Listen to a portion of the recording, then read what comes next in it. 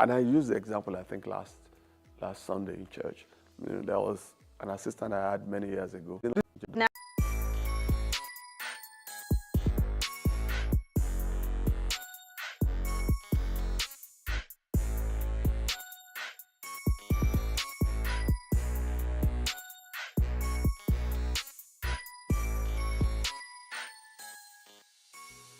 Now, shifting gears, we're going to talk about, the next generation of leaders, the upcoming leaders, and possibly how you can serve as like a mentor towards them. So, how should emerging leaders prepare themselves for the challenges they might face? And then how do you see their leadership evolving in the next decade? A lot is going to happen in the next decade. I've said this more than many times people can. Number one, by God's grace, I have 5 more years as a pastor of this church. By God's grace, I'm going to retire and hand over to a very young generation. But I believe that it's your generation that's going to take over. That will take over and take it to greater heights. That's one. My advice to the young people, is that wait for your time and learn all you can learn, from mentors. Every generation is in a hurry. Do you understand? There were times in my generation people were in a hurry as well, And I've also realized that when you're in a hurry, you think you know some things, but when you start it, you realize that you really didn't know. Yeah. A very good example, I have a mentee, that believes that God has asked him to go and start a church. I said, that's good. And we started working towards it. Then, at a point, he said he must tell his pastor that he had to leave. And he went to the pastor, and the pastor said, no, this is not the time. He said, I must leave in 3 months. The pastor said, no, maybe in 6 months or 9 months you can leave. And he said, no, So he came to me. And I said to him, what's the hurry? I said, what's the hurry? It's like somebody trying to be in a hurry to get married. You're going to be in it for life. True. If your parents say, why don't you give us 6 months so that I can get us some money and be able to spend on this wedding, and you want to get married next month, I said, oh boy, are you divorcing next year? What's the hurry? Yeah. 6 months will not kill you. You're already on the path. You already know this is going to end up in a marriage. Do you understand? So, just wait. Let's just wait. Learn what you can learn now. Do you understand? So that you don't get there and then you start realizing, oh, In closing this one, and I used the example, I think, last Sunday in church. There was an assistant I had many years ago, and in less than 1 year, he wanted to start his own church, and he went on and started. It was a very controversial, thing, but that's okay. I said, that's okay, I don't have a problem with it. Do you understand? But one day we were at a meeting, and then, he was talking about his challenges in ministry. I just laughed, and he said, oh, Pastor T, if you had taught us some of these things, you could have taught us. I said, but you didn't wait. You didn't wait. You did not wait. Do you understand what I'm saying? My son has a son now. Whatever, mistakes that he thinks I made in raising him, he's raising his own son right now. Yeah. I said, you didn't wait. People are always, it's the challenge of youth because they want to just do it. And it's a good thing because you need that passion to succeed in life. That's true. But above all, you need wisdom. So if you can do it, just hang around 1 or 2 people that will just help you and they will mentor you. And when it's time to go, boom, then you go. And then. Very good, very good.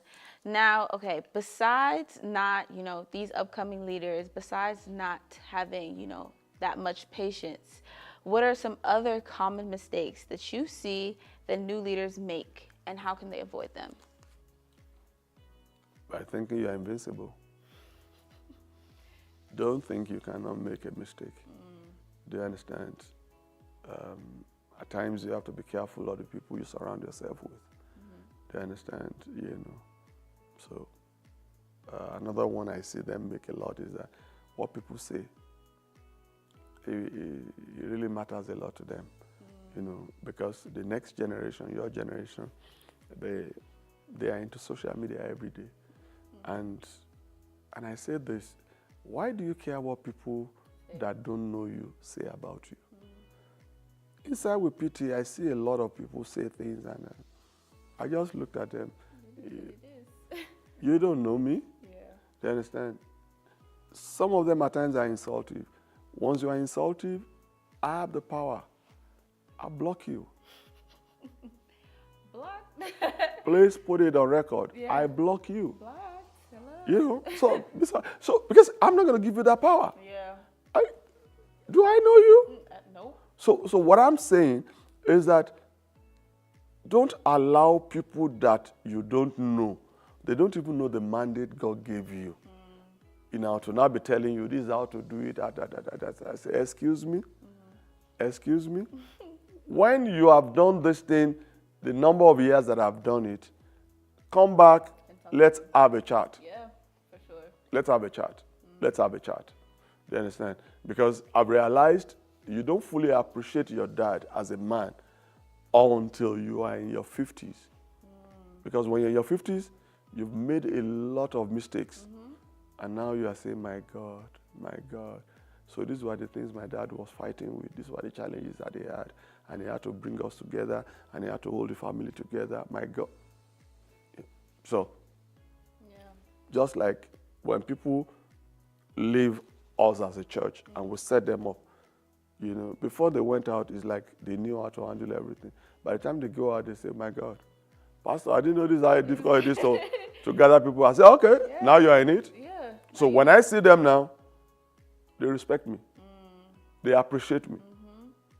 Very few of them will keep quiet. Many of them will say, Pastor, so this is what you are dealing with.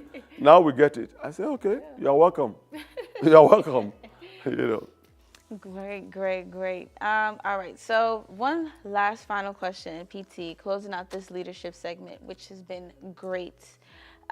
What is one piece of leadership advice that's so valuable you feel compelled to share with us? And what's one piece of advice that's so bad you need to caution us against? One good one, leadership advice. Yeah. Honestly, just stay true to yourself and stay humble. The other part of humility is pride. There's nothing to be proud of in that sense. Why would you want to be proud if you believe that there's nothing you have that you have not been given by God? So it's a privilege for me to be a leader, to serve people. And for God to have called me, it's a privilege. So there's nothing. You can be proud of achievements and things God has used you and say, thank God, God used us for this, and you love it. But you don't give the glory to yourself. You give it to the one who called you and enabled you to be able to do this. Yeah. Any last final, remarks or anything you want to say to the people? Yeah. All I can say is that, honestly, no matter where you are, you can be better than what you're doing. No matter how successful you think you've been over the years, you can go a step further.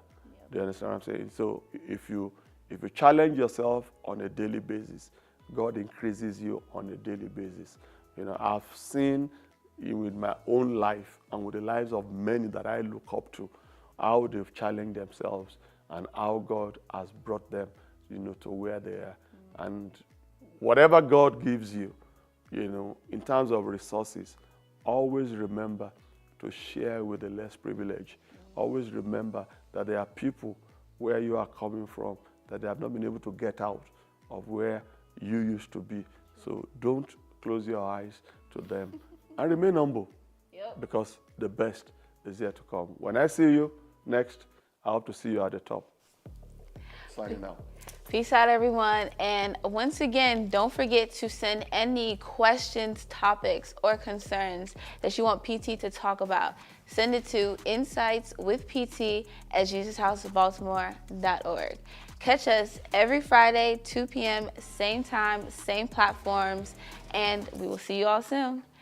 As always, it's your girl Tammy, signing out with PT. Peace out. Bye.